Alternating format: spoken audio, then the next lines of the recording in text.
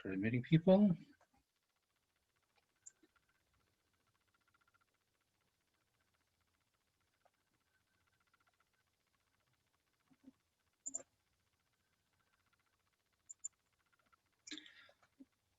All right, welcome everybody to a Free Thinkers Corner, another episode of Meet the Author. Today, our guest is James Rourke from Connecticut.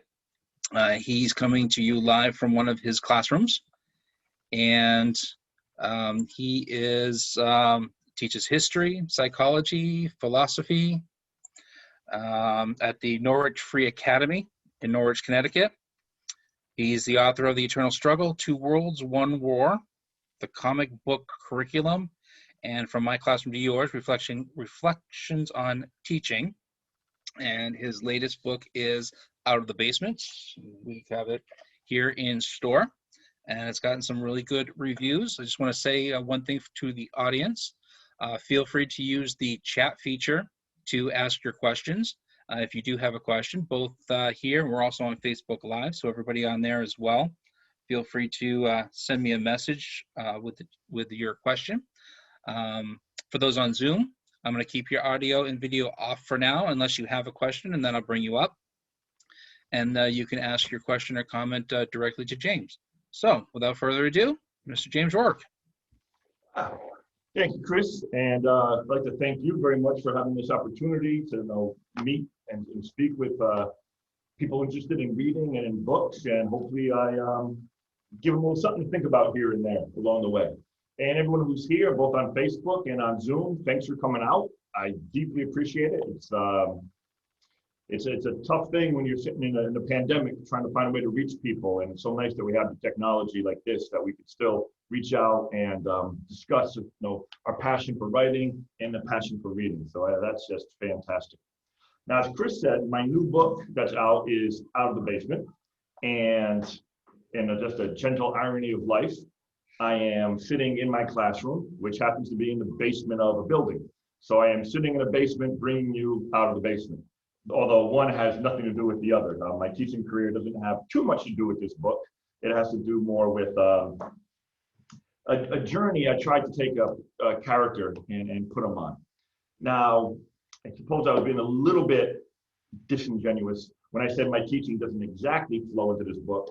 Because when I teach U.S. history, I teach psychology, I teach philosophy, and no matter what discipline I'm teaching, there's always a story unfolding. And the story that's unfolding, in my mind, tends to be one of, tends to be struggle. I mean, throughout history, in psychology, people struggle with different dilemmas. So there's struggling, there's striving, and hopefully in the end there's succeeding and perhaps overcoming the obstacles that cause us to struggle. So that idea, that story that I tell in my classrooms is part of the story Out of the Basement. Now, Out of the Basement is the story of a man, Michael Tanner, who suffered some abuse when he was a child. And because of that abuse, he's lived a life. He's doing pretty well. He's as long as his life is not calling too much attention to himself, he's pretty contented. He's had the family, he has the kids. So in those markers of life, he seems to be doing pretty well, as long as he doesn't challenge himself too much. Just so happens that Michael Tanner in the book is an author, and one of his books unexpectedly becomes a hit. And so he gets a lot more attention, and he's being pushed way out of his comfort zone. And because he's being pushed out of his comfort zone, some of his inner demons start rattling, and they're causing him a certain level of dismay and psychological and emotional and spiritual discomfort. And I tried to capture that discomfort and take the reader and throw them right into that discomfort right in chapter 1. So I'm going to actually read to you just the very beginning of the book. So I'm going to start chapter 1, page 1. And just to give you a taste for what I was just saying about Michael's inner world being in a state of unhappiness. We have all been told that if we search the primordial darkness, we will find our precious light. The diamond deep in the earth awaits discovery by the weary traveler. Such a cherished fantasy, an idea steeped in delusion, the preferred mindset of idealistic dreamers. There are no diamonds in the secret places of the earth. There is only the darkness of the pit. Foolishly, I still crawl through the cavern. Do I somehow cling to the fable of the light? I am more fool than prophet, crawling because I am too dim-witted to stop. I chew dirt, one mouthful upon another. My teeth shatter on stone. My nails peel from my fingers, a sacrifice to the unforgiving rock. Fool am I as I continue to search for diamonds, having been told by men I call wise that they are hidden in the darkness. Gems are not mine to have. Maggots and lice are the reward of my faith. The holes I dig open not to treasure, but to the abyss. Well, that was uplifting. So Michael's not in a good place. Don't worry, it gets worse. But that's part of right now the struggle. Then comes the striving and hopefully the success. But so we're definitely dropped right into his struggle right there in the beginning. Now, there's a particular reason that I picked, the cave. And maybe this is going to be just a little behind the scenes view as a writer into my thought process in that chapter. Obviously, with the idea of the cave, there's rock everywhere. Where I can go is limited by both the walls, by a fall, maybe a walkway that's too narrow and I can't walk on it. So the amount of places I can go in that cave, in this cavern, is limited and dictated by the environment. So we take that idea, that solid obstacle, and I tried to think about it in terms of Michael's life. Michael has obstacles when he's awake and he's not having a nightmare like that are still there, but they're just mental obstacles, emotional obstacles, where he might want to take a chance in this part of life. He might want to take a step in that direction.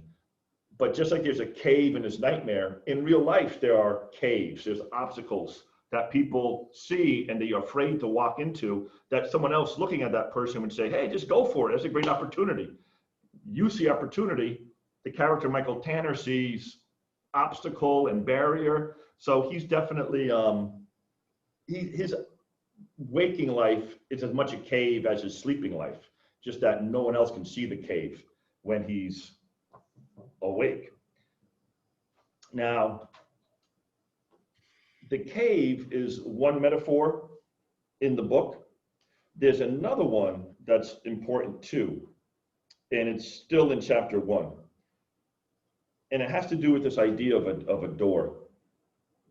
I'm just going to read you a quick passage, the first time in the book that the door is introduced. I am not safe here, anxious and bleeding, but I am alone. Without a path, I persist, groping, lurching, graceless. I've reached it, but it's not the dragon's treasure or the lone diamond in the yawning hollow. I have not found a blossom in the muck or reached some distant and beautiful shore. No, I have found you, the door, my door. And that idea of the door, and I'm not sure we can get it quite on the camera very well because I see glare, but on the cover of the book, which is beautifully rendered by Dark Frog Books, is a massive door knocker. That's the image on the cover of the book. And the door knocker on the cover of Out of the Basement has such weight. When they showed me, they gave me actually, here's a little, I don't know, maybe a little background information. I was sent 5 different book covers, mock-ups for the book. And I was allowed to choose them. And I also was allowed to give input, what I thought might be a good image. And I had a couple of different ideas. I sent them the ideas, they sent it back to me. And when I saw that door knocker, I was just sold. That's the one. Because if you look at that cover of that book, that door knocker is heavy. It communicates that it will take effort to open that door. Any door that's thick and that's strong looking, there must be something terrifying on the other side of that door too. So it serves a dual purpose. Hard to get into, and what is it holding back? So I love the metaphor of the door for that, and I definitely love the cover that I was blessed to be granted for Out of the Basement. Now, we look at that passage I just read and the idea of the door, and that becomes part of Michael's journey. In his nightmare realm, he wants to open that door. He wants to go through it. He wants to try to face what's behind it. And it's the same thing in real life for him, in which he can't really take those chances in life unless he can open that door. So by going on the inner journey, he's allowed to have a more fulfilling experience in his outer life, and the two go hand in hand. I definitely think that the inner world has tremendous impact on the outer world, and that also bleeds into the character of Michael Tanner. Now, I did mention that Michael Tanner in the book is an author, and I suppose in some ways, Out of the Basement's a bit of a myth, in that there's a story being told, and maybe a little bit of, and I'm a teacher, so I can't leave it behind, I guess. I've been teaching for 25 years. There's a little bit of a lesson being taught, the moral of the story, so to speak. There's probably multiple morals, but you know the terminology. So Michael, the author, has written a book called Bruce and Buddha, How Rock and Roll and Ancient Wisdom Can Guide Your Life. So throughout the book, he does seek inspiration from two divergent sources, which would be the wisdom traditions of the world, which kind of feeds a person's intellect, but also music and art, which then feeds our emotional lives. And by getting both our heads and our hearts aligned, perhaps that helps us strive and succeed. I don't know if you can see it. I could take you on a quick tour of my room, maybe. I'm not sure this is a good idea. But here in my classroom, even though my students don't know, can I get that? Can I get closer to that? There's a poster of Bruce Springsteen and Clarence from the cover of Born to Run right there. There they are. So they're constantly in my room granting a little bit of inspiration, which perhaps is why Michael in the book also seeks inspiration from Springsteen. So the idea of the Bruce and the Buddha is, the book is almost like a character in the book itself. And there's a passage just talking about the inspirational power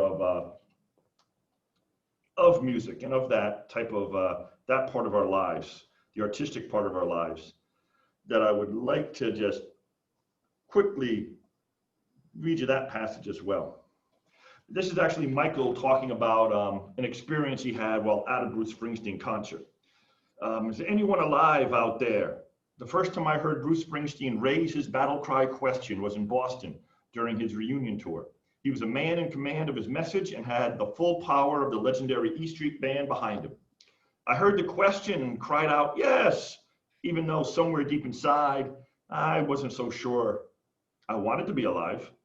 I wanted to feel that energy coming from a source inside myself and not an external one. Anyone alive out there? The call came again, and I roared my praise, knowing full well what I truly needed to do was accept the challenge to face my own inner storms. Accept the challenge to face my own inner storms. And so Michael's is inspired, like for example, in that moment, by the artist, by the music, the realization that he has his inner world that's not a calm place, and he wishes he could face it, wishes he could get through that door. And I do think, and I'm sure somebody could disagree with me, but in my life and in the life of most of the people around me, we get knocked down. And when we seek inspiration, I don't think that many people who are in a dark place and are trying to find something to just make them feel that energy to take another step. I'm not sure, they shout out something like E equals MC squared.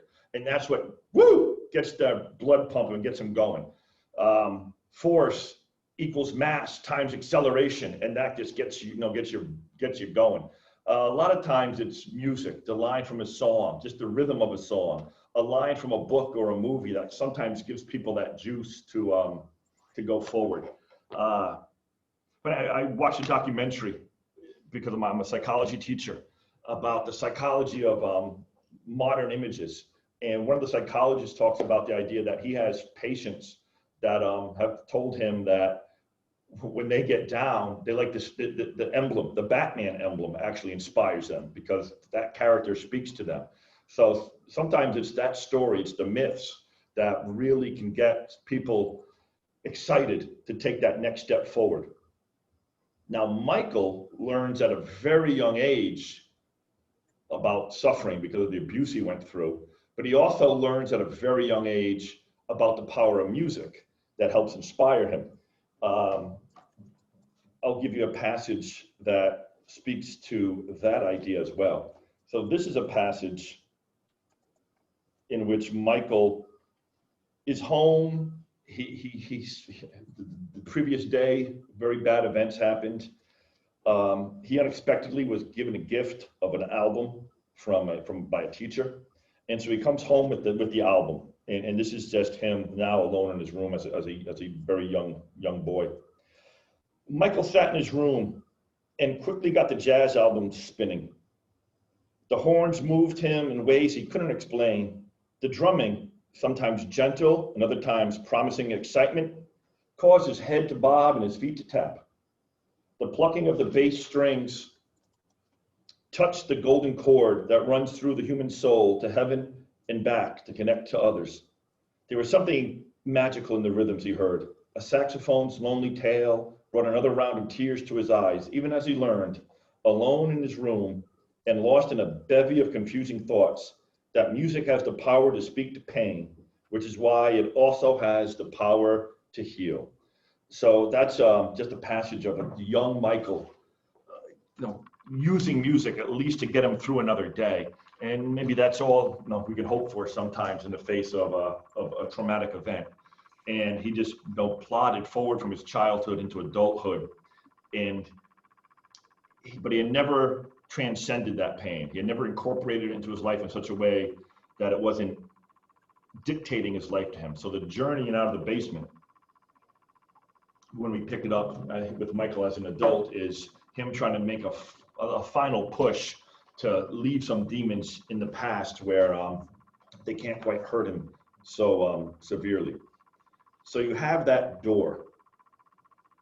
Now, I also mentioned the idea a few minutes back that he has this book, Bruce and Buddha, and he's inspired both in his head, intellectually, and in his heart by art.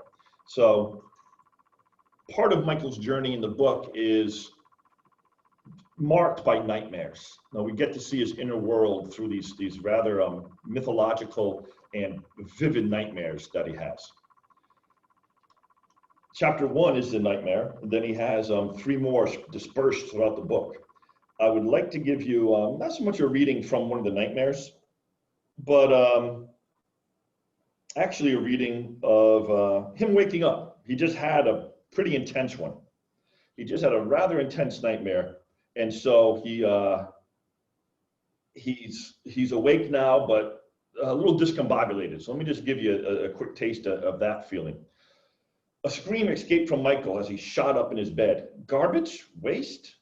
Unwanted? What? Wait, calm yourself, calm yourself. What was that? I'm garbage? No, yes. He rose from the bed and allowed trembling legs to carry him to the window. He barely made it. A knot in his stomach tightened, causing him to gasp for breath. I'm garbage? No, yes. It was 3 in the morning and night sky was clear. Stars sparkled and the bright moon shone.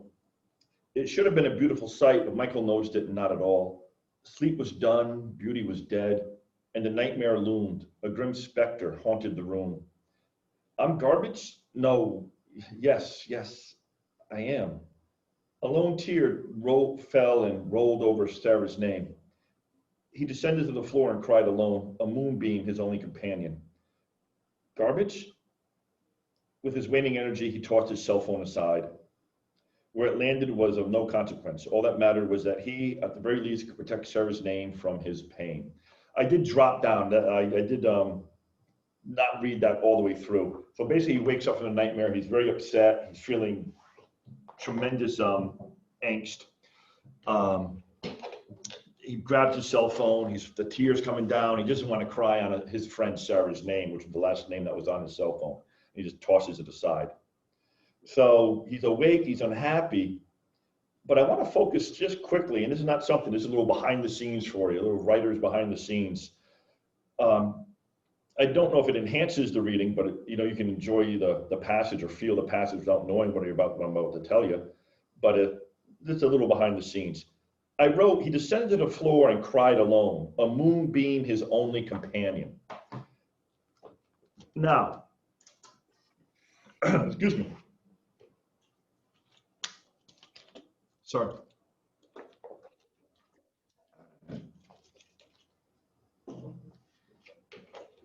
once again, Michael's inspired by his own writings, Bruce and Buddha.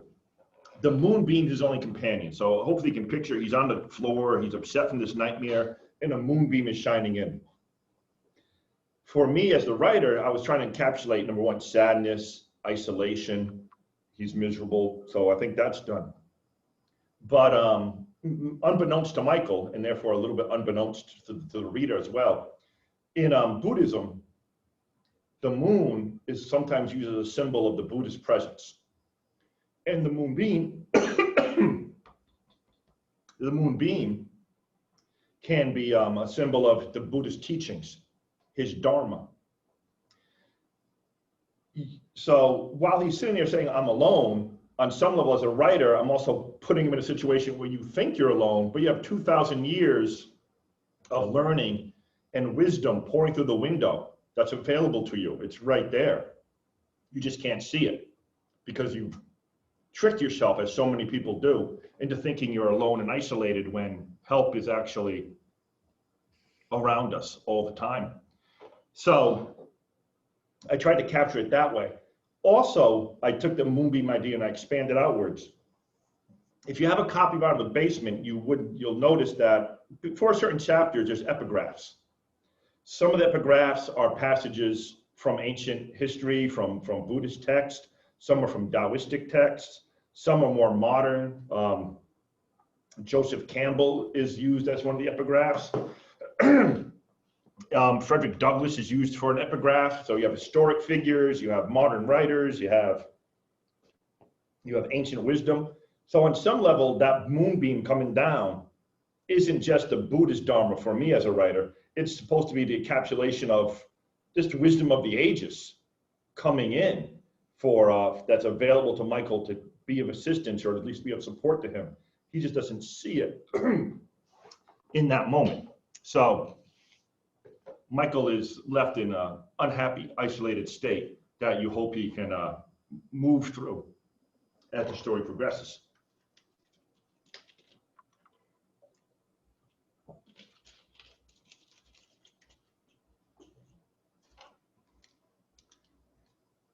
So we have some inspiration available from the moonbeam. We have inspiration available from the music. We have Michael striving, maybe not successfully, but striving.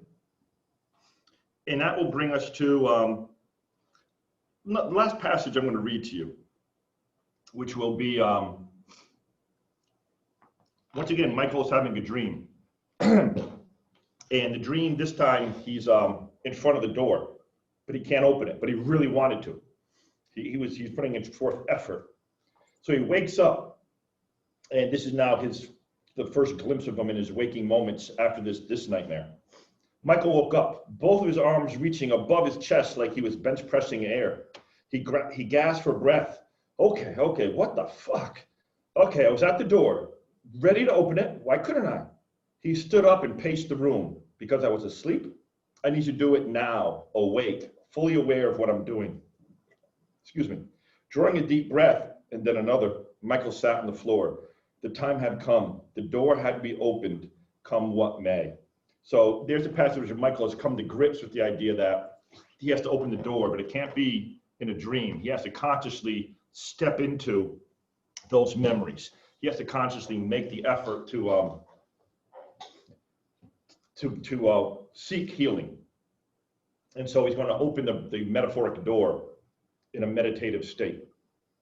And we hope, once again, back to that original idea of suffering, striving, and then hopefully in the end succeeding. We hope he opens that door and he finds some level of success going forward in the story, because he at least has he's reached that level through his struggle that he's willing to take on the effort of opening the door and then the effort of facing whatever's behind the door. So that takes us through, on some level, in this brief presentation, those triplets that were part of the writing of the story. I would probably right now, Chris, be open to if anyone has any questions or comments about what I've discussed so far, or questions about writing. we've had a couple people join us. One through Facebook Live. Diane Kane, who's a wonderful writer here, has joined us as well. And again, if anybody wants to ask a question, just use the chat, or if you're on Facebook, use the comment section, and I'll relay it to James. One thing I wanted to ask you about, though, is one of your other books, the comic book curriculum. Yeah. Now, obviously, this one here, Out of the Basement, you put a lot of, you talked about philosophy and symbolism, and there's a lot of that in this, and dreams and stuff. Your comic book curriculum, how do you use that? I just read a quick little thing about it, that it's sort of a guide for teachers to use superheroes and the archetype of the superhero and their qualities in teaching. Would you mind talking about that and how it's used in the classroom? Oh, yeah, sure. Matter of fact, I wrote the comic book curriculum, and I was already starting to use superheroes a little bit, and because they're popular and they're fascinating, and kids can kind of wrap their minds around them a little bit. And I use them both during the day, some of my day classes, and then also I also taught in a night program for really struggling students, and you're just trying anything to kind of reach them. And just an example, I suppose, there was a great graphic novel that came out years ago. It was a Wolverine 4-part series, and in it, Wolverine is definitely set up as the character of a Ronin. A Ronin is a fallen samurai. He's failed on some level, so he can no longer be a samurai. He's a Ronin, and he's trying to redeem himself. And if you read that Wolverine story arc, and the writer, Chris Claremont, in fact, did mention that he was trying to use the Ronin motif in the story. So it's not just a stretch by me, it's something that Claremont was attempting to do in the story. And so Wolverine's journey, I would get the kids just read the graphic novel, and also then give them passages from a book called the Hakukurai, which is the book of the Bushido Code of the Samurai. And I would have them be just excerpts from Hakukurai, if I'm pronouncing that correctly. I hope I am. And try to line up, like, here's a passage. What scene from Wolverine does this seem to be connecting with? And then how can we use Wolverine to have a more deeper discussion about what this ancient text is saying, and go from there. So, for example, like the Wolverine storyline was good for taking a look at the Bushido Code of the Samurai. There's a graphic novel that, I can't recommend it strongly enough, called Kingdom Come. And Kingdom Come is a bit of a dystopian look into the future for DC superheroes. And to long story short, that one, the older generation of heroes have retired. Most of them in a state of frustration because the world didn't get that much better on their watch. And Superman comes out of retirement with others, and basically starts to set up what he thinks is going to be a benevolent dictatorship, where he's going to run things, but because he's a good guy, you can trust me to have absolute power in running things. Batman disagrees with this, and so you really have this interesting story in which, my goodness, I think in comic book curriculum I use 5 different forms of government that are present in the arguments and debates that take place in Kingdom Come. And so then Kingdom Come becomes a great resource for discussing forms of government, which frankly can be a bit dry when you're talking at the students. But if you kind of then match it up with the superhero storyline, you get just a little more energy going in the classroom. We have the next town over has a great comic book store. It's called Jetpack Comics, and they have a lot of comics, obviously, and graphic novels. So I never really got into that as part of our store until I read an article of how, one of my neighbors is dyslexic. And in this article, it mentioned how graphic novels are fantastic for people with dyslexia, with reading disabilities, with learning disabilities, other mental disabilities. So I have been slowly getting some middle grade graphic novels. Obviously, the Dogman books are a fantastic, very popular. Captain Underpants, that whole kind of genre series, but some other ones that have more social connotations to them. But for adults, I found that there's about 100, almost 170 graphic novel classics. Yep. And so I'm starting to get those. So getting 1984. We're getting Slaughterhouse-Five, which is coming next week. Handmaid's Tale, To Kill a Mockingbird. I think we have quite a few others. So I'm starting to build up that type of classic literature graphic novels. Yeah. Do you see that as far as a good learning tool as far as graphic novels go? I do. I don't teach English, so I don't teach those classic books in U.S. history class. But having used graphic novels for the comic book genre, I do think that because in the end, like you were just saying, you want something that makes it accessible and grasps the reader. And you know, like you said, dyslexia and other mental learning and reading disorders. If you find some way to reach that kid and get them loving reading, and I don't care if it's a graphic novel or a Snoopy cartoon, as long as you hook them, then you can build on that. Because it's just stepping from A to B to C to D. And if it creates a love of learning and a love of reading, absolutely. And it's also interesting because it's such a different, I have a book, The Eternal Struggle, that is no longer available for purchase. And the reason it's not available for purchase is I got all the rights back from my publisher, and I was going to transform it into a graphic novel. And I'm still working on that. I can't draw, so someone else, I have to find an artist. But by doing that myself, the importance of the art as communicating the story too, as a different vehicle of communication, is fascinating to me even more now that I'm working on one myself. So then you have the kid who's trying to read the book, but also learning to read the art and looking at those the nice subtle expressions perhaps, or something in the background, the symbolism. So yeah, I would always firmly recommend the graphic novel for the classics. And then and you can even do comparisons. Here's this scene from the graphic novel. Here's that same chapter in the book. How does it compare? Yeah. And then you can even make that an assignment later down the road, where kids maybe read a separate novel and then ask them, how would you make that into a graphic novel? Because making the panels is different than writing the page. So that, and then it all could just generate interest. That's a great idea. I'll have to see if I can work something out with the English department here. Yeah. At the high school. That's a good idea. Diane says she loves the Game of Thrones graphic novel, and graphic novels engage more kids to read, which is what you were saying. Yeah, and honestly, that's how I got my start with reading. I was a comic book reader, and that's what got me going as a reader. And bless my mother.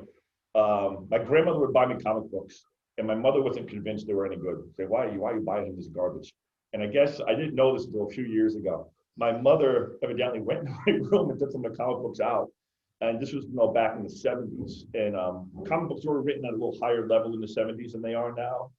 And I guess she read them and she went, geez, there's real vocabulary in here. There's real stories in here.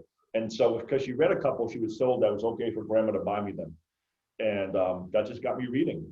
And actually it helped me understand. For example, you mentioned 1984.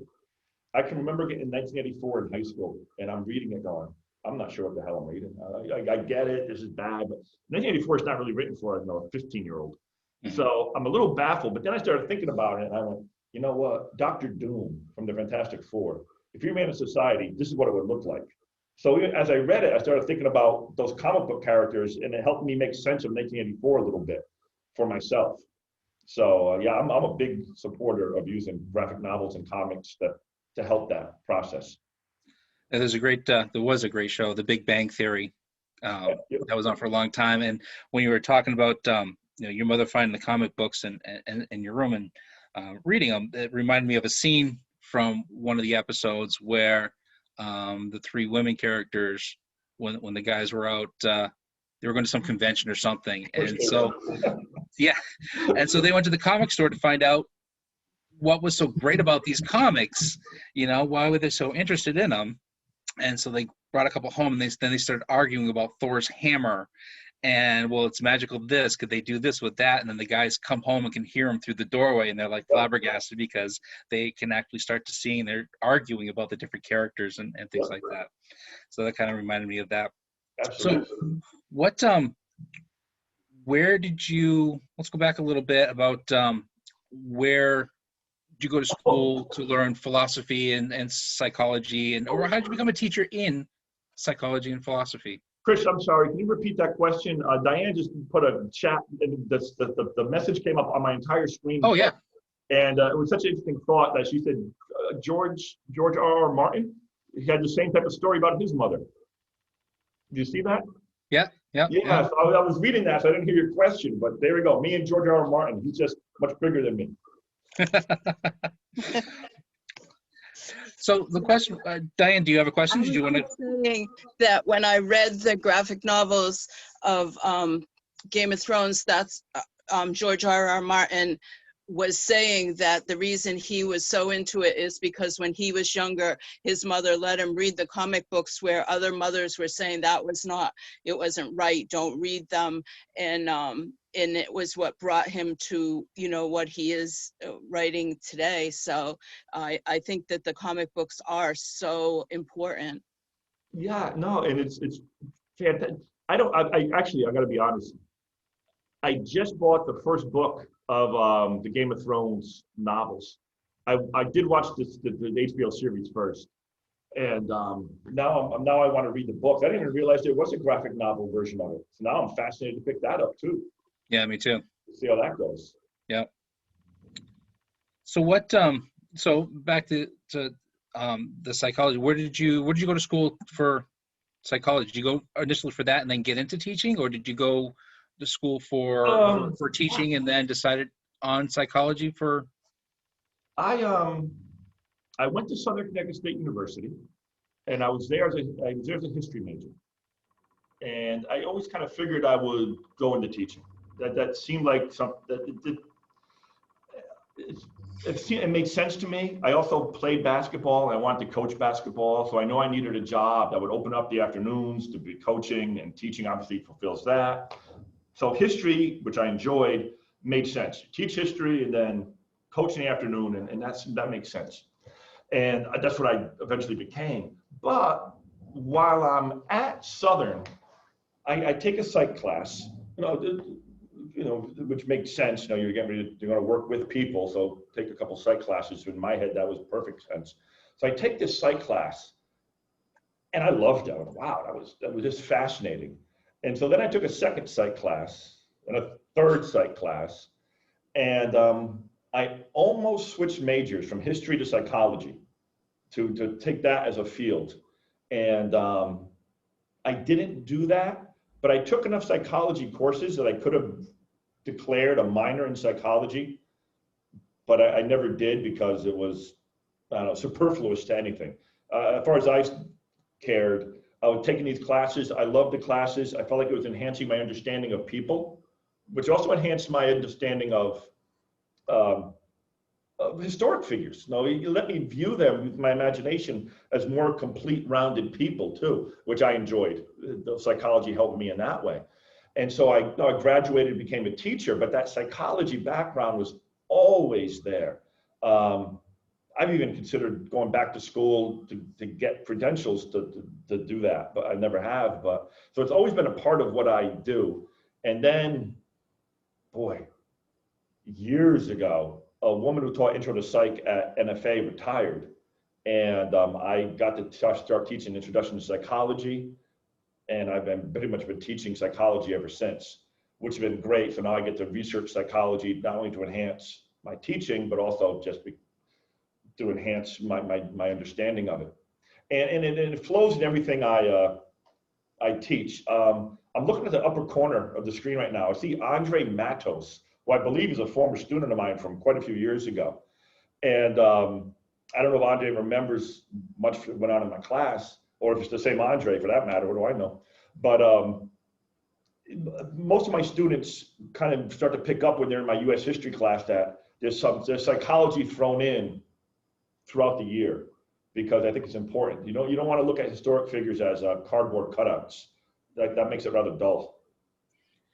Yeah, I wish I had paid attention more when I was in college to my humanities classes and my psychology classes, because once I got out, it took quite a while for me to go and kind of pick up some of those old classics. I kept all the books from humanities that I read, and I reread them again. I'm like, this is pretty interesting. And then I went through a phase of starting to read, Introduction to Psychology, and then start going through some of the psychologists reading their things, a lot of back to philosophy. So I found it fascinating, and I still do.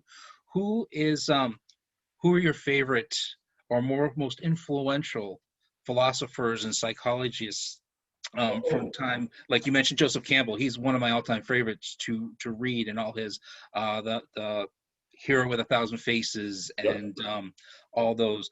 How do they influence your life, your writing? Because obviously you use a lot of it in your writing, in your comic book, and in your teaching. Number one, this is Joseph Campbell to start there. I think that the epigraph in Out of the Basement I used from him is from The Power of Myth. Power of Myth, that was it. Yeah, it's so wonderful. I mean, it's just something I read and I can just feel myself go.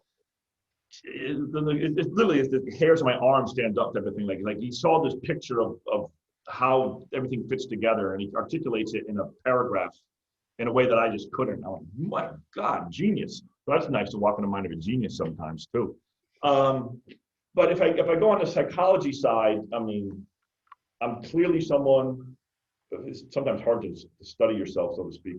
But I'm clearly someone who's influenced by archetypal psychology, Carl Jung, and that idea of the archetypes and how they impact our lives from within and the collective unconscious. So I like Carl Jung. I in fact do there's a strain in psychology called positive psychology, which is kind of an offshoot of the humanistic psychology of Abraham Maslow and Carl Rogers. I think I can't pronounce this. Martin Seligman is the founder of positive psychology. And with Martin Seligman, you get, it's nice because it's not positive thinking just for the sake of thinking positive, but it's really the idea that everyone's going to get jarred in life. Everyone's going to get hit. Some people are resilient, some aren't. So let's study what makes a person resilient. What makes someone able to strive forward? What are those positive traits that allows people to get hit and move forward? Because it's something that can be learned. And if it can be learned, it can be taught to somebody else who maybe doesn't quite have those skills. So it's kind of looking at psychology in terms of being of true assistance to people to build strengths. And I do like that idea of building strengths. I mean, if you think about what I just talked about, Michael Tanner, he's a character who needed to build strengths a little bit. And so there's that. So that humanistic end of things I like. And ironically, there's a guy named John Wellwood. I'm not sure. John Wellwood is someone who's a psychologist who uses a lot of Eastern philosophy in his psychology. And he's not the only one to do this. And so I started reading about it. And back with the teachings of the Buddha, and so we're going 2,000 years back, it's basically the groundwork of now it's cognitive behavior therapy. There's a lot of cognitive behavior therapy that Buddha bumped into in his teachings. He didn't call it that. But there's a tremendous overlap, a Venn diagram, if you will. And John Wellwood, the psychologist, who goes, you can look at that. There's a reason it's lasted 2,000 years. It's a reason it's helped people. And it's because it seems rooted in something that Siddhartha Gautama intuitively knew and taught very effectively. And now, 2,000 years later, we've caught up with him, so to speak. And now people who want to put the stamp of science on it go, yeah, that actually works. He already knew it. He didn't need your stamp, I guess. So you can go with that, with the psychology side of things. Yeah, I've read a lot of the Buddhist teachings and Taoism and just about the philosophies, Eastern philosophies and stuff, and I can definitely see that in your books and how now, like you said, they are overlapping and or being rediscovered. Yeah. I guess you could say, via Oh, science. yep. How does you mentioned Springsteen too? How does your personal likes in music influence? Why Springsteen? Why not the Ramones or Motley Crue or Yep. Um, I suppose I mean, obviously Springsteen's the one I go to. That's my go-to. I don't know exactly what about him though hit that. No, I think I read in a book, The Golden Chord. I'm not sure why Springsteen hit my golden chord, but clearly he did. Um, there's a psychologist. God, I forgot his name. Doesn't really matter, I suppose. The guy, he's a psychologist, a clinical psychologist, who wrote a book, Rock and Roll Wisdom. And it's about how psychological truths can be found in certain lyrics. And he's not someone who tries to force fit. He talks about how a lot of song lyrics are banal and poppy and they're not really digging deep. But this is a guy who also then wrote about the idea that you do have great armchair psychologists in the world who seem to be more in tune with people and humanity than others. And some of them become songwriters. And Springsteen is on his list of people who are that way. And so maybe it's like that Springsteen kind of intentionally deals with some of those issues. He really dives into them, even at a very young age. I mean, you go back to Independence Day and the conflict of fathers and sons. I mean, it's a young Bruce Springsteen writing about a very profound, they're writing very well about a very complicated relationship. Of course, he had a complicated relationship with his own father. So maybe the fact that Springsteen is just a great armchair psychologist who happens to be a musician and a songwriter is Barry Farber. There he is. Thanks, Diane. But she was a little quicker than I was. yeah, there it is. Yeah, so I would guess I would say maybe because of my disposition, it's the songwriter like a Springsteen who's going to appeal to me. I also Simon and Garfunkel, what they delve into. Tracy Chapman is someone who I am drawn to. So What about David Bowie? He seems to have a lot of. Oh, yeah, David Bowie's definitely. I mean, there's a lot of people who are really good, but I just wanted I know Springsteen's music better than others, so it's easier for me to infuse that into Out of the Basement. I didn't have to do that much extra work at it, so to speak. Matter of fact, if you look at Out of the Basement, there's that beginning, the suggested listening list at the beginning of the book, where I actually pair songs with every chapter. And for example, chapter 1, I paired Racing in the Streets from Darkness on the Edge of Town with chapter 1. So every chapter gets at least one song that's linked to it in the beginning of the book. And it's not just, it's obviously predominantly Springsteen, but I do throw in a few other folks as well. In fact, I had someone, it was funny. I mean, you write something, not everyone's going to have the same reaction to it. Not everyone's going to, quote, get it. But in the book, there's a little snippet where someone's talking to Michael, and the person mentions Salisbury Hill, Peter Gabriel. And Michael goes, nice touch. They'll throw in the Salisbury Hill in there. And the guy says back to him, hey, I know my audience. And for me, I think that's just perfect. No, that's how to talk to him a little bit. Someone else sent me a message once about the book. I don't understand why you mentioned Peter Gabriel. I thought he was a Springsteen fan. And I was like, geez, you could be a fan of one guy and still be fans of thousands of others too. I think, geez, you must live a life that's very compartmentalized. But, well, you mentioned Simon and Garfunkel and Tom Petty in that list there, which I like them both as well as Springsteen. I listen to a lot of different kind of genres of music, but I deep down am a heavy metal fan, so it's nice to see that you referenced Metallica. Absolutely. I mean, and I could have referenced Metallica quite a bit more. I think Metallica, actually, I don't know if you know the series. I use it in my class. I saw Andre's message note a little while ago. Andre was in my P3 class, philosophy, psychology, and pop culture, was the class I invented at NFA. And it's very much like the closest thing to entering Jim Rourke's mind at NFA is my P3 class. And a class like P3, there's no textbook. So I just create it as I go. There's the pop culture and philosophy series of books. And there's a great book, Metallica and Philosophy. And it's just a bunch of college professors who write essays in which they take a look philosophically at a number of Metallica songs and themes. There's a great chapter in it. You asked me about my philosophic influences. There's a great chapter in Metallica and Philosophy about the existentialists and how Metallica is like an existential band. Like they deal with deep problems of existence, which really is true. I mean, and James Hetfield's been through a load, so. Some of their later albums, if you look at some of their music videos, especially in like the 90s, early 2000s, a lot of symbology in their music videos. I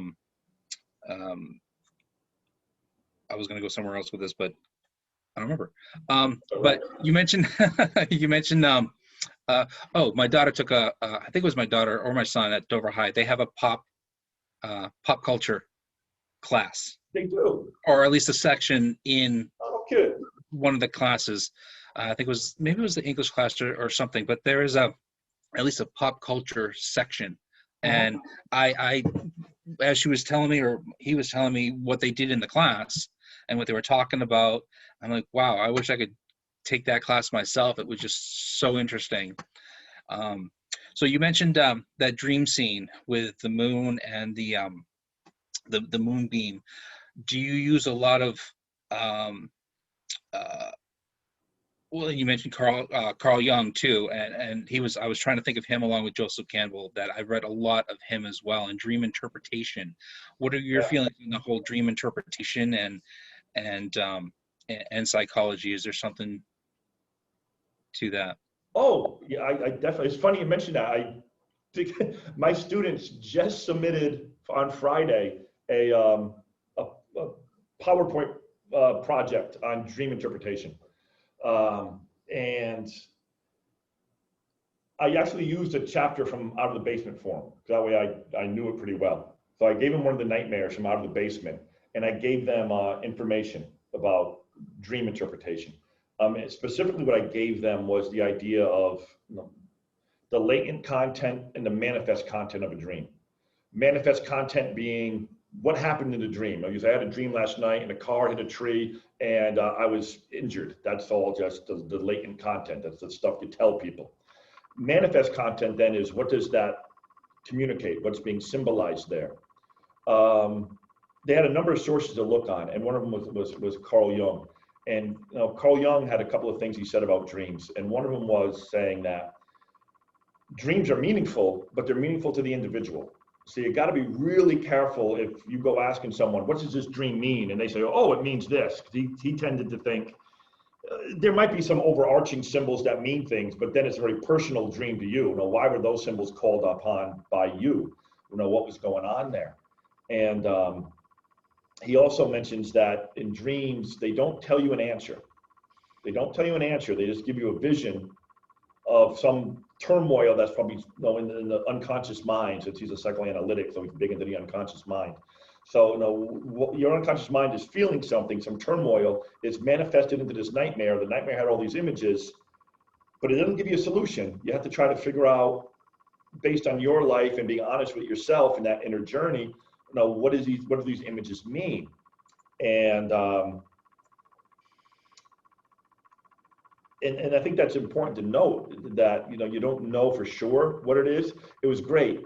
There's a monster in the nightmares that Michael has. So I gave the kids that nightmare to read, and some kids analyzed him as a manifestation of Freudian fears, because the unconscious is filled with fear. So he's just this fearful thing. Michael's afraid of something. He doesn't know what he's afraid of. So this monster is just this terrifying thing.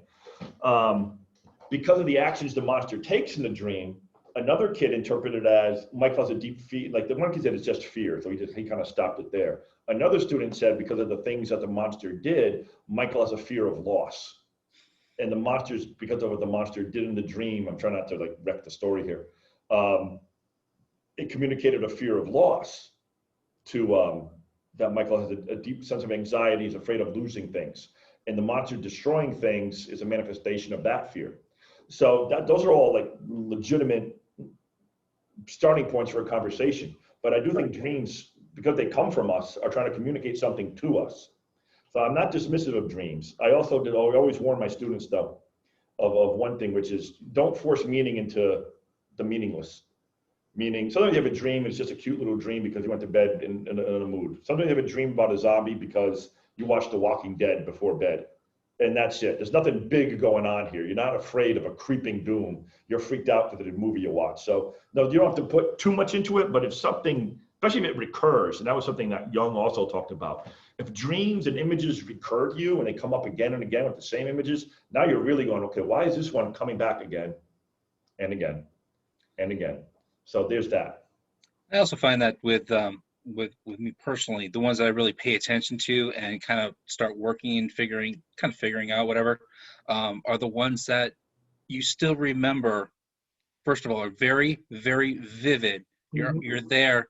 You remember almost everything when you wake up, but there are still certain parts by the end of the day that are still right there.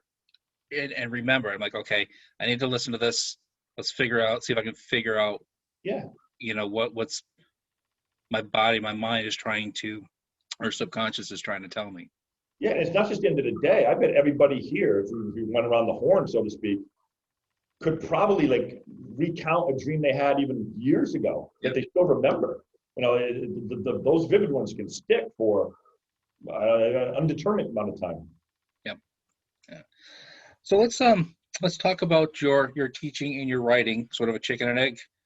Which came first, the teaching or the writing? When did you start thinking that you wanted to write a book? Whichever the books that you wanted to pick.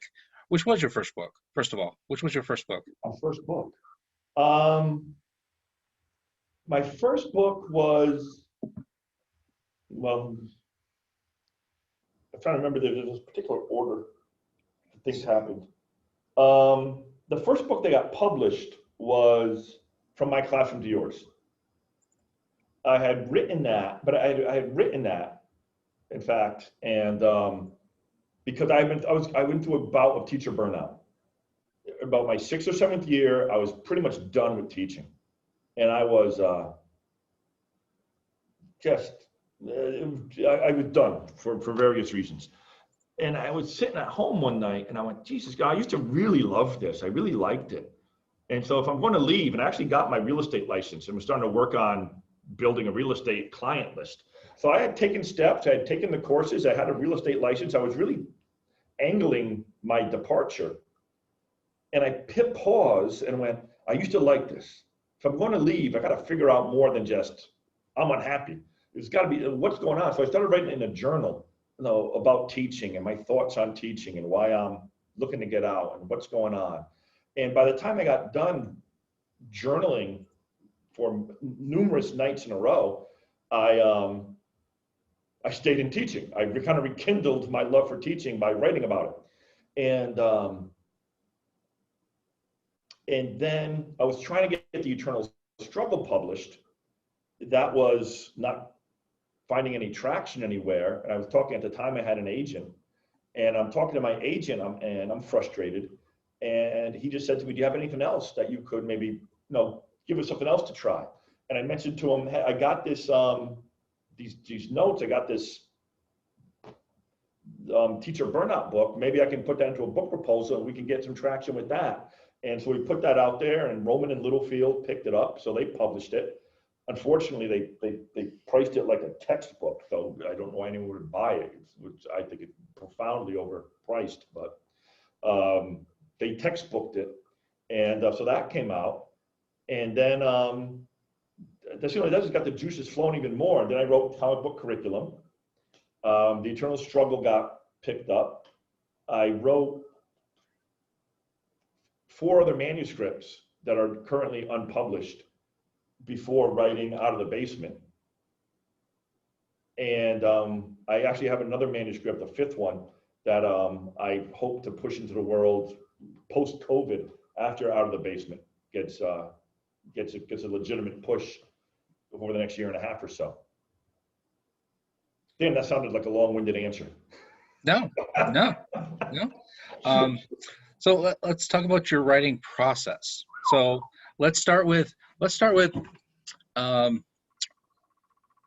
I asked this to a previous guest of ours, and I still didn't think about looking up what the movie was, but there was a movie, and it was either with Johnny Depp or Michael Keaton, where he's a writer, kind of shuts himself up in his room. He's got his pencils all laid out, everything. He kind of goes through this whole ritual thing before he starts writing.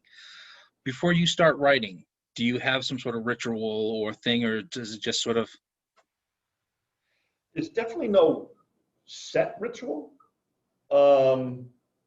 I figure, yeah, I just couldn't fathom having a set ritual because life is a little bit too chaotic all the time. And I think the closest thing to a ritual is I actually do most of my best writing, like when I'm really sitting down to get it done, is here in my classroom. I'll come in on Saturday sometimes and just write here. In some ways, it's become my office for my writing. So the closest thing is when I really feel that to write, it's I do it at the computer here. Now I can take notes in other places, and I do notes all over the place.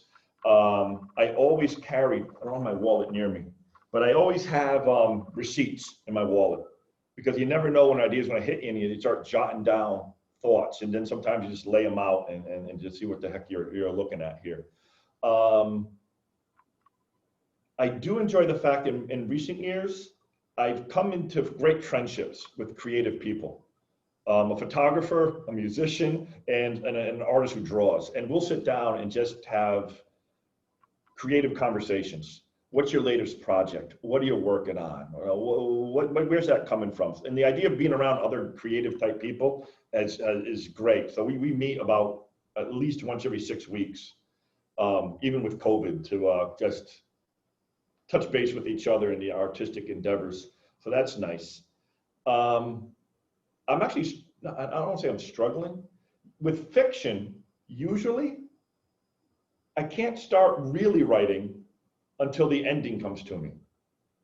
I don't know, and it doesn't like I think hard about it, but like the ending will come to me like a movie playing in my head.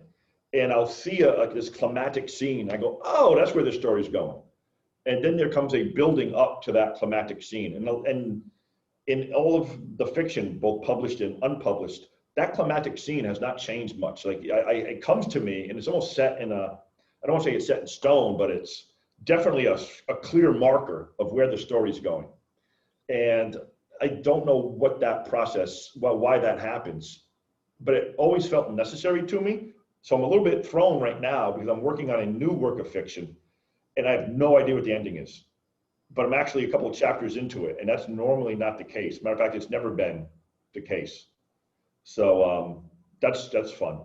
Oh. Do you do like an outline once you have that ending and you have where you want to go? Then you sit down and start mapping out the characters, or do you just sort of start and just kind of let it free flow, and then maybe do you have a couple different notebooks for different characters to take notes, and then eventually bring them down into one page? I would say I do a lot of 2 steps forward, 1 step back. A lot of 2 step forwards, 1 step back. For example, I just finished a draft of this new manuscript I'm working on. Like I don't really have an ending in mind, so I'm not sure where it's going, but I've been thinking about it. I've been taking notes. Ideas were popping in. So I said, all right, it's all it's like a jigsaw puzzle. It's time to sit down and just see what pieces go together here. So I sat down and I wrote the first draft of chapter 1. And I looked at it and went, all right. And I actually highlighted people's names. So here's a character, here's a character.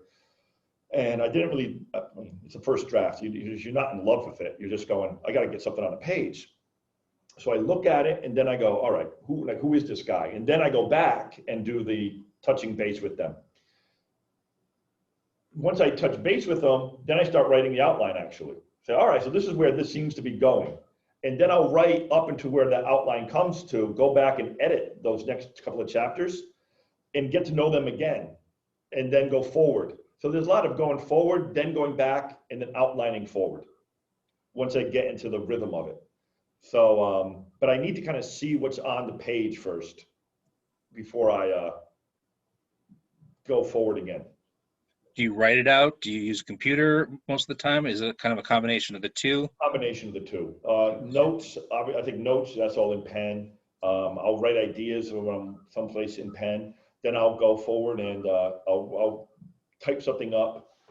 And then I'll, hold on one second. I'm not sure this is going to be.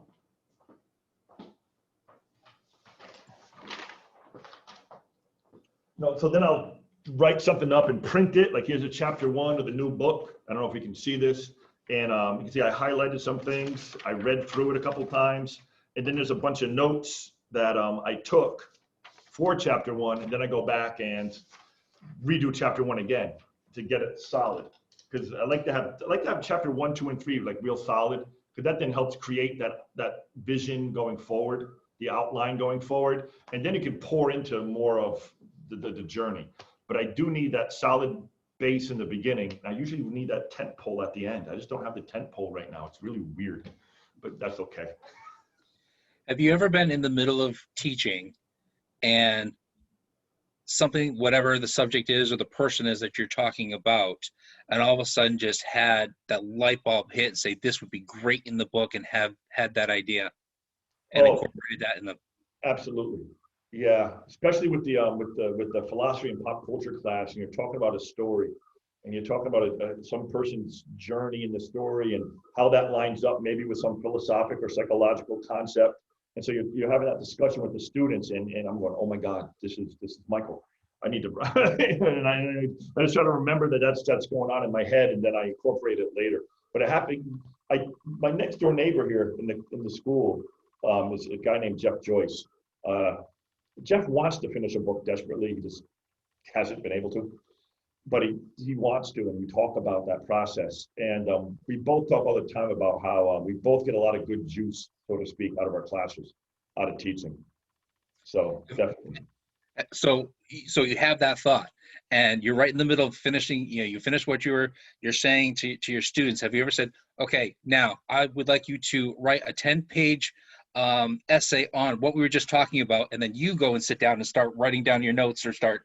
Oh, I've definitely written in class. And I'm like putting you on the spot. The kids will have an assignment, and I'll go, man, I got to write these notes down, or I got to quick type something up.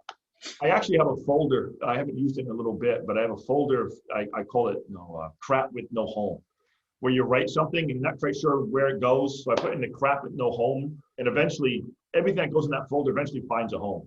It's kind of interesting, but those ideas come to you, and you know, like, well, I'm not even at that point in the story yet, but I got to put this idea on paper. So you just quick throw it on paper, and then you put it to the side, and eventually it's going to find a home. I believe in that part of the process. Actually, last year, I had a class go to work on something at their desks, and an idea came to me, and I just on my whiteboard, I just took a pen. I started outlining I made this big map of ideas, and it was all over the place. And I took a picture of it with my cell phone, and some of the kids were just like, "What was that?" I said, "That's called creating something." They just do your work. Do your homework, yeah. You have an assignment. I got to get this out of me. Go ahead. So are they used to that now? Where you say, "Just a minute, I got to write this down," and then do they find it humorous? Do they laugh at you when you? And they do, I think, or sometimes I'll say to the class, like something will be said, or I'll say something, and I'll go, "Someone write that down, please." And I'll get to you. That was a great thought. Someone write that down, and they go, "Okay," and they write it down. So yeah, there's a little like when you build good rapport with your kids, you can do things like that, and it's all part of the room, part of the culture of the class. When you're all said and done, you got the book already, or the manuscript all ready to go. Do you use beta readers? Do you send it out to, and who do you use for beta readers? Actually, one of the nice things about being out of school here is I have an English department that I have friends in, and they can read. Obviously, they're English teachers. but they're good, though, they're solid readers. So I do have that. It was really gratifying with Out of the Basement in that I've written, my friend Patrick, who's one of the people in that creative group that I mentioned earlier, I gave Patrick a copy of Out of the Basement. After I'd given it to two other people, they gave me feedback. I touched it up, and then I said, Pat, why don't you give this one a read? I'm curious what you think. And Pat read it, and he got back to me, and he goes, Jim, two things. Number one, I loved it. You know, number two, because I can see where you're like, your writing's taking this leap. You know, you really have a different voice now. There's something you obviously developed over the course of time here. And so Pat is great for that. And it just so happens that I had a friend who was on this board at a school, and he comes to me and tells me that on the board at the school he's in is this woman who is getting ready to retire, but she's not ready to be jobless. And so she was going back to school to be a copy editor. And she was done with her program, and her professor told her, the only thing you need to do now is stay in practice and keep reading and editing before you get a job.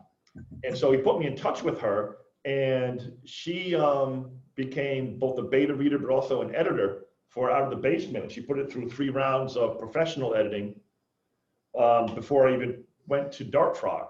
So that was nice too. So I got people at NFA, I guess, would act as beta readers. And then just a life twist gave me a personal editor that was very helpful. How did you get involved, or how did you find out about Dart Frog? We are partners with them, Yep. and so at some point your book was probably supposed to come to us. Yeah, they've held up their shipments for an indefinite period of time. Yep, there's another local author and a friend of the stores in Maine whose second book has gone through the Dart Frog process, and he's just still waiting and waiting and waiting. And Yep. So I reached out. I got yours through our normal channels, his as well. Got them through because who knows when we're going to get them. But anyways, they've been very good for us. We've really enjoyed the books that they have sent us. How was it that you found out about them, and how would you think of the process? I mentioned earlier, I had an agent, and I got some books that got published through traditional means, but it didn't only got me so far. I mean, like a lot of people who write, they write and they have a real job because they're not going to make a living off their writing. I think it was 95% of people who write have a real job type of thing. So it's tough. So I got Out of the Basement done. I was feeling good about it. We were trying to find a publisher, and something happened with my agent, and I parted ways with him. So I tried to find another agent to try to get it published through traditional means, and it spent a year trying, and it just wasn't getting done. And I was like, boy, this is easily, I think, the best thing I've written. It's the most polished thing I've ever written. And I went, maybe I'll just go to the independent authors route here. I believe in it so much that I want to push it out into the world. So I started looking into independent publishing, and Dart Frog, I'm looking up different, and then this concept of the hybrid publisher I found. I said, geez, what's a hybrid publisher? So I looked into it, and Dart Frog was listed as a hybrid publisher. I then went to, I forget the name of it, the independent authors website, and they had a ranking of companies that they recommend for an independent author to go to, and companies that they lukewarm towards. And then they have lists of people that don't go with these people at all. And they gave Dart Frog, among other places, a 5-star rating. Like, yeah, go ahead, they do great work.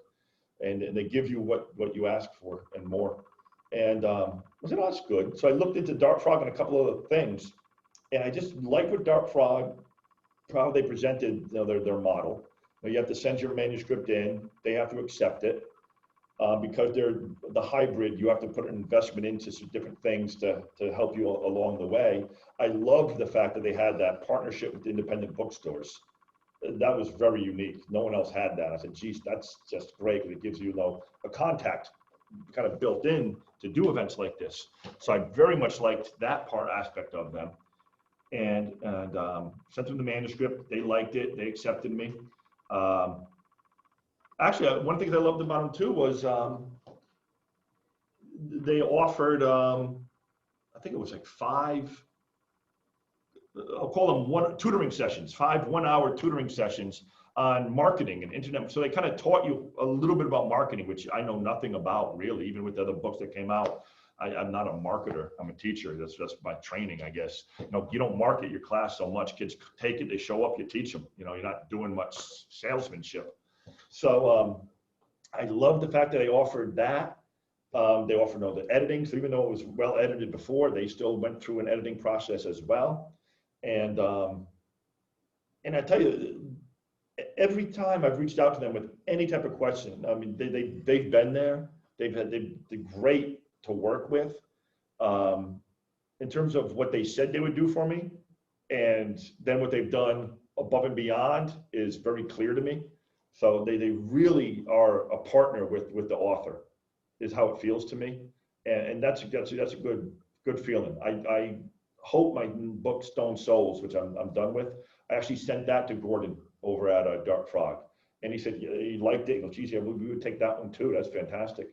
And I just told him, well, I'm not going to put anything else out there until after COVID. Let me get out of the basement of during COVID push, and then hopefully an even stronger post-COVID push, and then I'll go from there. A lot of things, disclosure for everybody who's listening to this, things have changed a little bit, at least as far as the bookstore side goes, and how much they're distributing and stuff. I don't believe a lot of what they do for the authors has changed much, but it's definitely something to look into. But we've had a great working relationship with them. Like I said, we've gotten some really great quality books. One of the best things about it is it's nationwide distribution. The one thing they are cutting down is how many bookstores they're partnering with. It's a money-saving thing on their part, which is understandable. We're all trying to save money now, especially right now, because things are so different. But there is nationwide distribution, so to independent bookstores, which is neat. And for us too, they're a local company. For us, local is New England. They're out of Manchester, Vermont. Yep. So, and yes, the people, Gordon and Allie, I think her name was. Yes. Yep. Is very wonderful. So they're all wonderful to work with. What is, in your opinion, what is, other than a great story, obviously, what is one of the most important things to have in a book? Obviously, editing, cover art, a catchy title. Oh, I mean, we hit 3 right there. No, obviously, you want all those things in a book. For me, I'm a character guy, so I like characters that you really can connect with and feel like you're either rooting for them. If you're supposed to be disturbed by them, I sure as hell better disturb you. No, whatever, but you want that investment in the characters, and that's important to me. The book that I have that I hope to push into the world in a year or two is something called Stone Souls. And it's the first book I've ever written where the protagonist is really deplorable. He's like a psychopath with power. And but I thought about that character and writing it, that this is your main guy, they're going to follow through the story. And I kind of thought about it in terms of the Heath Ledger Joker character, who's so magnetic, and it sucks you into the story in a certain way. Inglorious Bastards, in that opening scene, if you've seen the movie, in the farm where the Jew hunter, I think is what his nickname is, shows up, and you instantly go, like, this guy, there's something about this guy that's captivating, even though he's in that movie the antagonist. So the characters matter a lot. Editing is so important. I'm so happy to work with Heather, who gave it 3 rounds of editing free of charge, honestly, because she was just doing it for her own practice sake and to build up her skills. And now she actually has opened her own company. But so it was great work with Heather, especially because we had a good partnership and we went back and forth a lot. She asked questions about the book. So it wasn't just grammar editing, but it was also, asking me questions, why I made that choice and how to make the choice I made sound a little bit clearer in the writing. So the editing and working with a good editor was really important. So I would say those two things in a lot of ways. And for me personally, I need some type of conflict, like a philosophic conflict, like underneath it all, what's going on. The manuscript I'm working on right now, for example, I think one of the holds up I had writing it, I didn't know what the characters were coming to me. The opening scene was coming to me, but I didn't write anything. I didn't write anything because I didn't know why I was doing this. And then suddenly the idea of what the story really was about, which was, in a nutshell, the story is set not long after a major war has happened, and all these nations that are kind of side by side, like a European type setup, are in a state of peace. But the question I'm underlying is peace really possible? Or is it just a veneer because all these people are scarred by the war? Are they really at peace, or is it just a simmering pot that can explode at any moment? And the idea of, it's the only way peace to really feel like it's happened in this nation or this continent going to be because a couple generations just die of old age. And so people touched by the war just die away, and therefore the rawness of it is gone, and that's how peace is found. So that became the underlying conflict of trying to maintain peace. Is it possible, and what does it look like? So once I figured out that was kind of the underlying current of the story, that's when I actually sat down at the computer for the first time and started banging it out. It's kind of like The Time Machine. I gotta admit, I never read The Time Machine. Oh, great book. I'm sure. Well, you're talking hundreds of thousands of years or tens of thousands of years in the future. You just have this utopian society of young people, and everything's great, but in the bowels of, underneath is the evil Morlocks, and they come out and well, I won't ruin it for you, but it's one of my all-time favorite stories. The old, I think it was 1950s or 60s movie version, I think is fantastic. I wasn't too much of a fan of the 2000 version of it, but it was still good. But yeah, that's one of my favorite stories. Along with Les Miserables is one of my favorite stories. What are some of your favorite stories, favorite books, favorite authors? Well, I'm definitely a Tolkien guy.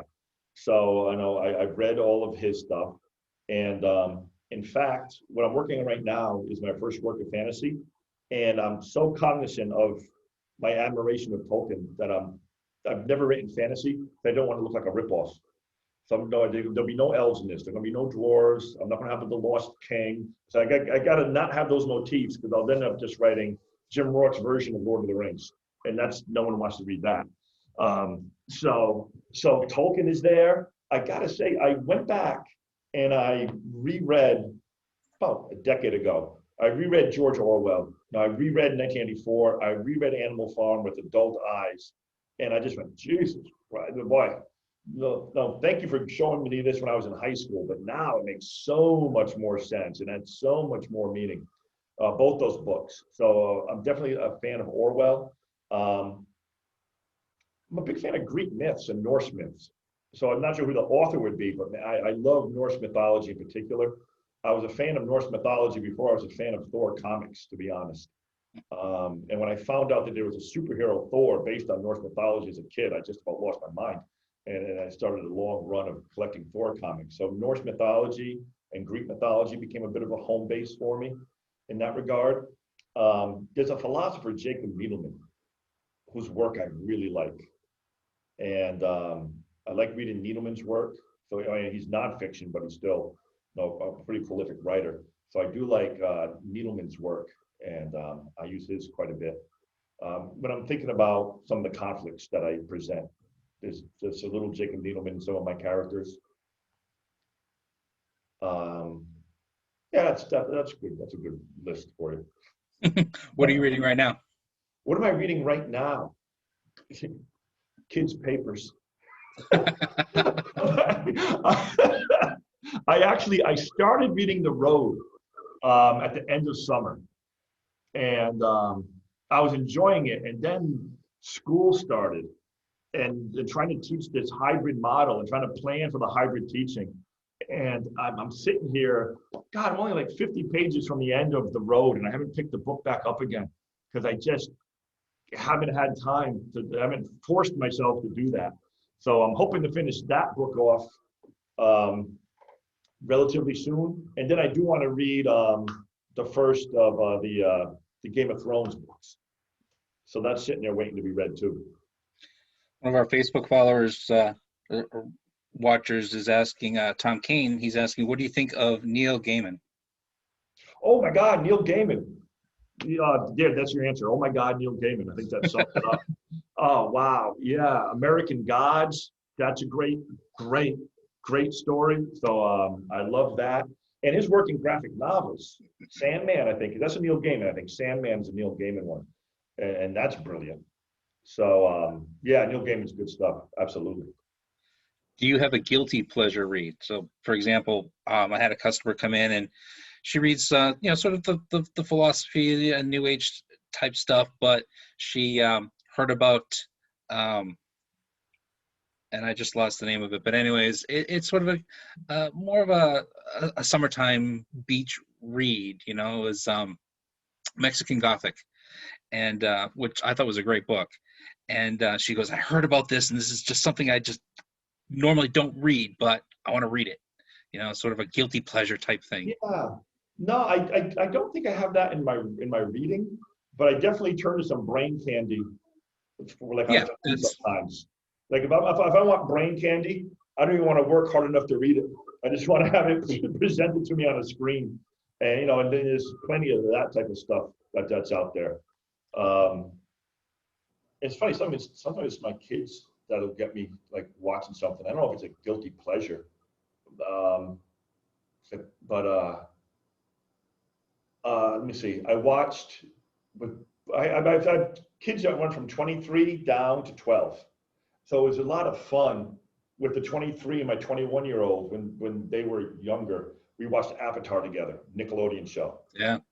And then they aged. Then now I have a 14-year-old and a 12-year-old. And about 2 years ago, they were looking for something to watch. And I went, you guys might like this Avatar. It's like I got all pumped up. I got them watching Avatar. So I got to watch it again with the kids as if I needed them to watch it. But like I didn't want to watch it just on my own. But yeah, kids, watch Avatar together. And so that was, I don't know if that counts as a guilty pleasure. Another one, my daughter started watching, whatchamacallit, the Disney show when she was a couple years ago. Girl Meets World. And it was based on the characters from the older show, Boy Meets World. And I started watching Girls Meet World with her, and I was like enjoying it. I was like, oh my God, I can't believe I'm 45 and I'm watching, yes, what's going to happen next? No, so it's yeah, okay. I do SpongeBob and Fairly Odd Parents and all those that the kids my kids grew up with. They were in their 20s now, and but we'll sit there and it's like, okay, there's nothing on, and we just kind of want to relax. Oh, Fairly Odd Parents is on. Let's click that, or SpongeBob is on. Let's watch that. So I laughed a lot at Fairly Odd Parents. Yes, a lot of good laughs at Fairly Odd there Parents. Is. Yep. So we only got a few minutes left, but I did want to touch on what about audiobooks or any of your I know Dart Frog tries to go with audiobooks and ebooks as well as part of their package deal, or not. Are any of your books available on those? None of my books are available in audio. And when I signed with Dart Frog, I don't recall that being an option. Okay. So I don't know if it is now, but I know it wasn't at the time. Well, there is one company that we do partner with, and a lot of independent bookstores do partner with. It's called Libro.fm. So here's my shameless store plug right now. Yeah. And portions of sales through them, you can go directly to them, and you can select the store that you wish to I don't want to say sponsor, but support, or you can go through that store's link and directly onto their landing page. So we have ours on our website. And great company to work with. Portions of sales come back to us. They're like DRM, DRC free, whatever the technical term is there. You can share it amongst devices is the big thing. And unlike Amazon's or that shall not be named, their Audible is sometimes when agents or self-published people go to them, they have this exclusivity where you can only sell it through Audible for however many months or so. We have one author whose term just ran out, so now she's able to go and give it to Libro and a couple other platforms. So, And it's Libro correct. .fm. .fm. Okay. Yep. Yeah, they have a section there for authors. Just kind of scroll down to the page, and you'll see for authors, and then they tell you how to set it all up, I guess. And you read it yourself? Yes. Like it would be my voice? Ooh. Yeah, it could be your voice. So here's a question I've asked others: if your book was to, let's take Out of the Basement, was to be put in an audiobook format, who would you like to read as the main character? What voice? Whose voice? Celebrity voice. You know, you have that chat with friends sometimes, like the movie became a book, and I pictured, what is his name? Ruffalo. Ruffalo? I don't know. He's in the Marvel movies as the Dr. Banner for the Hulk. Okay. But he was also in a movie where he was just Begin Again. He was in a movie called Begin Again, and he was a down on his luck music producer. And the way he presented that character, the down on the luck music producer in Begin Again, I went, Jesus, he'd be a great Michael Tanner. That's Michael Tanner right there. He could pull that off. So I guess it would be Mark Ruffalo would be a good Michael Tanner voice. Yep, Mike Ruffalo. Same thing as far as if it was ever made into a movie. Oh, I always I remember I said Mark Ruffalo was like my guy to play Michael Tanner. And usually when I say that, a lot of people go, oh, especially if they've seen Begin Again, they go, oh yeah, I can see that. So I would like him in that regard. What about, could you see Out of the Basement as like a Netflix or Hulu series? Positively. Yeah, I could definitely see that too. I don't know, maybe it's just people, I don't know, but I know people who have read the book, and it hasn't been read that widely, obviously, and you're working on it, but you do have people come and go, geez, I read it, and it's so dramatic, like they say the movie camera in their head starts to run, and they can actually see it. So evidently it has a certain visual component to it, or people have a visual reaction to it. And so the idea of it being a Netflix, I'm not sure how that would work in a series, so to speak, but you would take it and chop it up, I guess. But I could definitely see it on a screen. The nightmares are very vivid in that regard, so I think that would be pretty dramatic in what you could pull off. So that's definitely I think I don't know, maybe I'm projecting too much, but I think most writers might have that dream a little bit of seeing their book on some other platform like that. All right. Well, we're unfortunately at the end. If anybody has any, Andre, did you want to say anything to your former teacher here? I'll ask you to come on up and there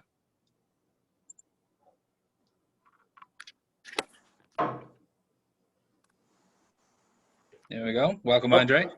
Hey, Andre. Hi. I just wanted to, well, my first question is, where's the best the best place I can grab a copy of the book? Where are you? I'm in Preston. Oops, what was that? Preston? You're in Preston. Geez, What state is that in? That's Connecticut. in Connecticut. That's in Connecticut. All right. So, I mean, obviously you can, if you wanted to like pick it up from a bookstore, you could call Bank Square down in Mystic. Okay. Or actually in Preston, are you closer to the Savoy in Westerly? Yeah, that's another option too. They're both about equal for me. Oh, okay. Because actually, I know both stores had a signed copy of the book. Okay. And they both got bought. Okay. So if you call up, I dropped them off. As a matter of fact, because they got bought, I was actually going to call them anyway and ask them both if they wanted me to drop off another signed copy at each store. So, okay. Yeah, because I'd definitely be interested in picking up a copy. Yeah, no, that would be the place to go. Like once again, trying to support the independent bookstores that are around. So you can call there and order one. Okay. And, So that would be my go-to right now. Okay. I mean, All right. it's available online too, but then you're not supporting the locals. And Yes. right now the locals Well, know the support they can get. real quick, I'm glad you brought that up. There is a way to support local bookstores online by buying online. It's called bookshop.org. Okay. And again, you can support you search for a bookstore, so one of those bookstores near you. You can just search the bookstore, click on them. They'll bring you to their landing page on bookshop.org's site. Put in the book you're looking for, like Out of the Basement, and it should come up, and you can purchase it right through them. And the bookstore that you chose will get a portion of the sale. Okay. So a lot, if not most of the bookstores around the country have now partnered with bookshop.org. So it's All a right. great new resource for getting books. All right. Thank you. I appreciate it. You're welcome. It's funny looking at Andre in the camera. I can see you now because Chris was just talking and you were nodding your head and I was going, yeah, Andre's still a head nodder. Andre was in my P3 class, and so it's the philosophy and pop culture class, and I'm sometimes up there talking about some pretty esoteric, we're trying to make some connections, and I'll be looking at the class, and some kids are looking at us like, what is he doing? And they can see they're confused, and Andre always had this head nod, like when he was like either understanding completely or like on the brink of understanding. It was always, Yeah. Andre was always a head nodder. Yeah. Like, still a head nodder. Yeah, no, I just wanted to, I saw not that long ago that you had come out with a new book. So and then I saw that you were doing this virtual meet and greet. So I just wanted to come out and, show my support because like I said, P3 was probably the class in high school that I took the most away from. And, I tell everyone I can no longer take films that I see in theaters at face value because of what I learned in P3. Well, that's awesome. So yeah, every film that I see, I dissect it, and some people love it, some people hate it. But you enjoy it?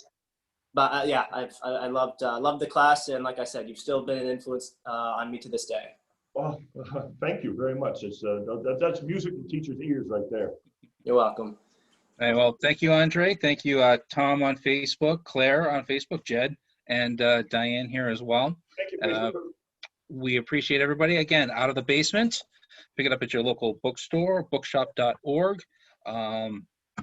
Hopefully we'll see it in audiobook form pretty soon through Libro. And thank you very much for joining us and being our guest. And I look forward to you coming here sometime soon to sign some copies for us. We do have a bunch here, but hopefully we'll get some signed ones.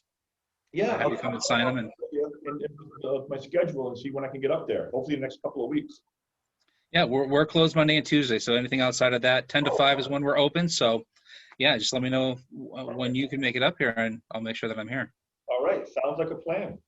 All right, well, thank you again, everybody, and hope to see you again at another event.